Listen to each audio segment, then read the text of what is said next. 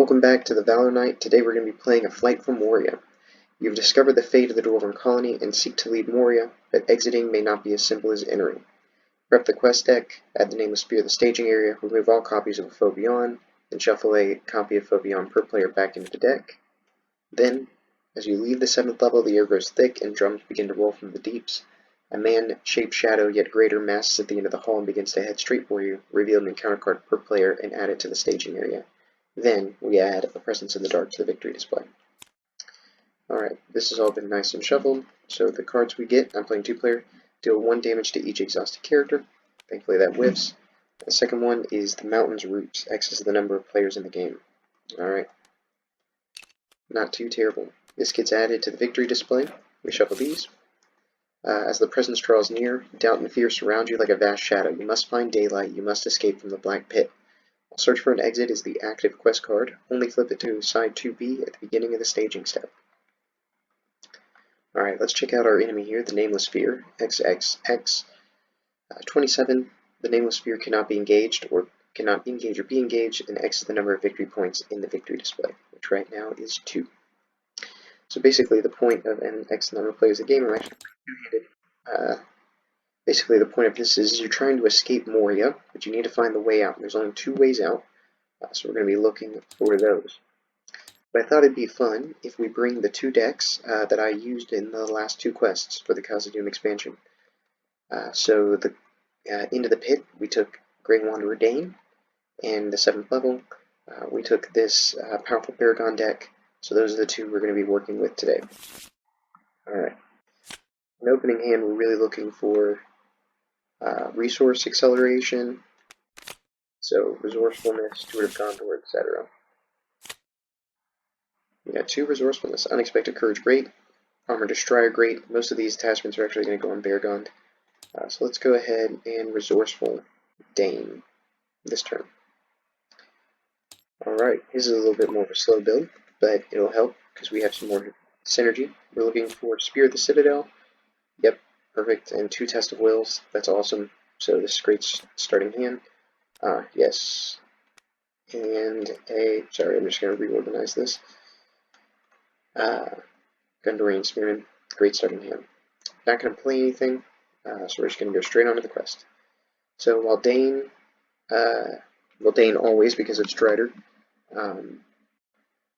will quest Unexhausted. But until we control 5 or fewer characters, he could get +2, which would be 3, but he gives himself +1, so he's questing for 4, 5, 6, 7, 8, 9 is what we're going to send. 9 to 4. Now we flip this card. Alright, Forced. If heading down is in the player's victory display at the end of any quest phase, we shuffle heading down back in the deck. Perhaps if you climb this pile of rocks, there would be a way out. Players may bypass this quest card at the end of the combat phase. We definitely will. Thankfully, no when revealed effects there. Here we go. First card, Goblin Spearman. Takes damage. 2. Second card is each player must deal X damage to an ally he controls, where X is the number of allies he controls. Right now we control 0 allies. So again, thankfully that whiffs. Alright, so 9 to 6, we place 3 progress. For travel, let's optionally travel to the Mountain's Roots. Yes, I think that's what I want to do. It's only got 2 progress on it. And then engagement. He will engage. I suppose we can engage Beargond. Attacking for 2, defending for 4. Shadow card is nothing. So no damage. Dain can't really do anything. But I am going to go ahead and exhaust Grey Wanderer to give him a little bit more money for next turn. Alright. It's the end of the combat phase, so we're going to bypass this, and bypassing it means placing it at the bottom. So we'll have a new quest card next turn. Not a terrible first turn, that's actually much better. I've done a few practice rounds, and that was probably the best first round I've gotten. Oh, and since he defended without taking a damage, we actually lower our threat, so it'll stay the same at 26. And go into the next round. Perfect. Unexpected courage. I'm probably going to wait and maybe use Dain to get an unexpected courage on Beargond, because I want to keep both of these test of wills. But we are going to get the Spear of the Citadel, Attach that to Beargon so we can start dealing some damage. And that'll be our turn over here. On this side of the board, refresh. 2 resources from Resourcefulness. We draw Legacy of Doom. Alright, first I'm going to put Unexpected Courage on the Beargon. Then I could put an Armor Destroyer on Beargon as well. That could be really, really helpful. So I think I will. I think this turn that's what we're going to do. Armor Destroyer.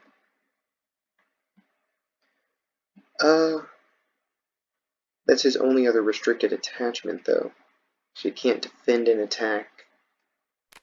Because this is restricted and this is restricted, so if we get the Shield of Gondor, he can't put that on him to defend for 6. But I don't know if I think that's a problem. So I think I'm going to do what I said, and we're going to keep with that. Actually, do I want to do that? It's an X ready, shadow cancel. Yeah, I think we're going to go with it. We'll see what happens. Alright, requesting 4, 5, 6, 7, 8, 9. 9 to 2. Oh, before staging, we flip this. Oh, awesome. When revealed, the first player chooses, discard. Each player discards top of the encounter deck. If the card is a treachery card, discarding player is eliminated from the game. Reveals the next quest card, putting blocked by shadow at the bottom. If we bypass this, we win. Yeah, we gotta go for it. So, here we go. This is kind of stupid. We'll do Dain's first, and then Beargon. So Dain's is a hazard, so Dain is out. Thankfully that one isn't. So Dain is straight up eliminated. And I took a calculated risk here of doing that intentionally, because now that we're on the last stage, I may be able to win this quest with just this deck. So that's what we're going to try for, actually. So does it say discard both cards? Okay, yeah. So this gets discarded, this gets discarded. Alright, great. Now we're down to 1 player in the game. So that drops down to 1. And we'll only be revealing 1 card. And that card is, the last player deals damage equal to the Nameless Sphere's attack to a hero he controls. This effect cannot be cancelled. Okay. Well, that's only 2. We're going to put that on Fallen.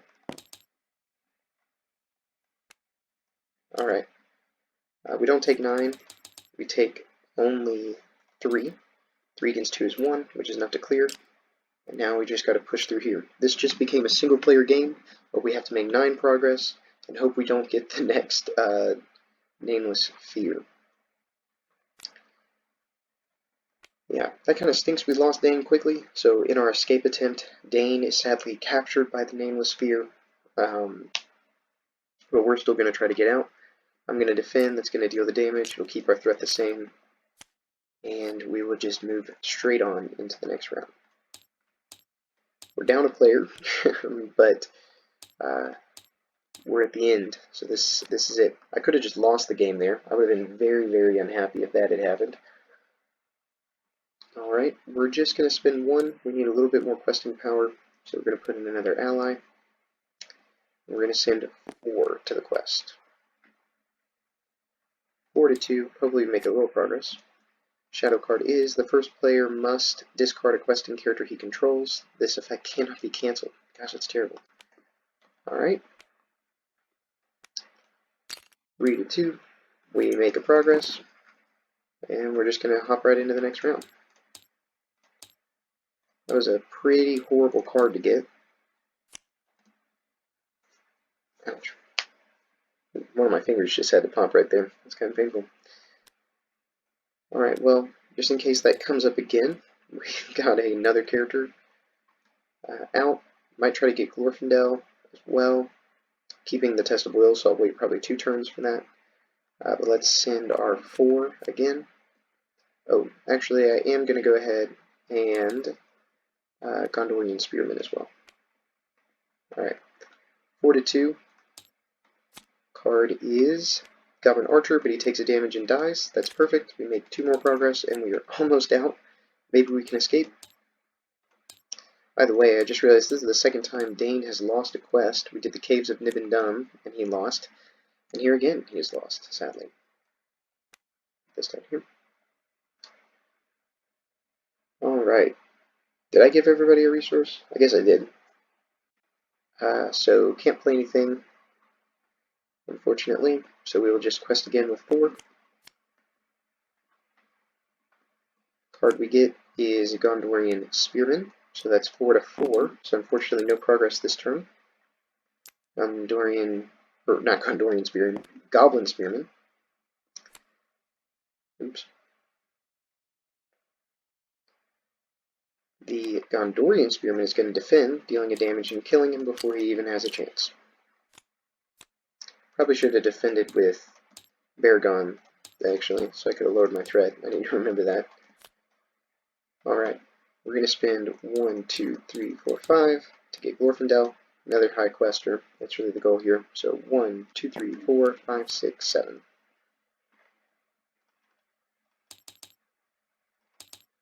Alright, and the card we get is the Fouled Well. Each player may choose and discard a card at random from his hand. If we didn't discard a card, Fouled Well gains Surge. So I'm okay to risk that because I still have a win revealed. Group, shuffle. See. So here's the thing, if I had cancelled that, I would have lost that card anyways. So really it's like I cancelled it but didn't spend the dollar. Since 7, we're up against 5, we make 2 progress. And I think we're going to go ahead and travel there. And try to get out of there as quickly as possible.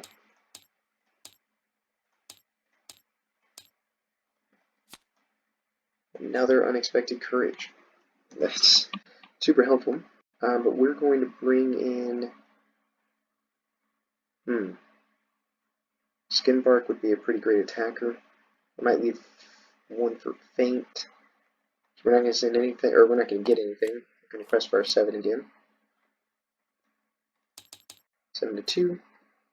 And if the players are not on stage 1, shuffle the current quest card into the quest deck. Absolutely not.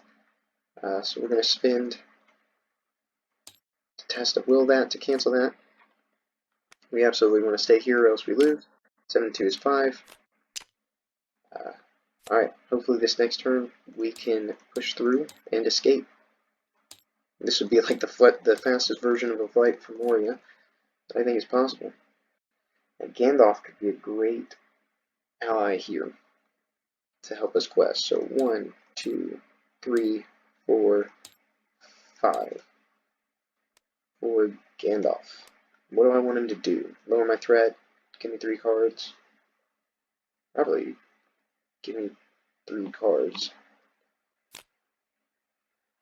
That's actually perfect. We'll go ahead and Daron's Runes for 2 more. And I'll get rid of something I can't afford. We can get the Airbolt Record Keeper. I can get a Burning Brand. And yeah, that's pretty solid. So 1, 2, 3, 4, 5, 6, 7, 8, 9, 10, 11, 12. 12 to 2. The card we get, when revealed, each player must exhaust a character and discard the top of his deck. If the printing cost of the discarded card is equal to or higher than the remaining hit points of the exhausted character, discard the exhausted character. Alright, well, Gondorian Spearman. Yep, he dies.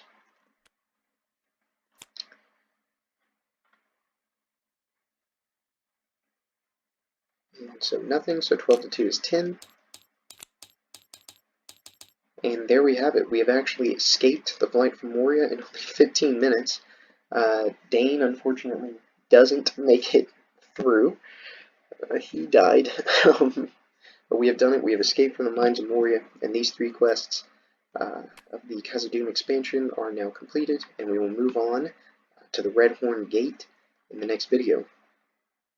Honestly, all around, that was really a good, solid run. That might have been like the luckiest possible run through this. We got this on pre-ball, I think our 2nd quest card.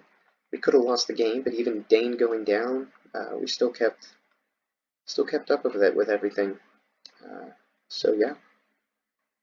turned into a single-player game, but we had such a good setup that really didn't matter. So, thank you all for watching, and see you at the Red Horn Gate.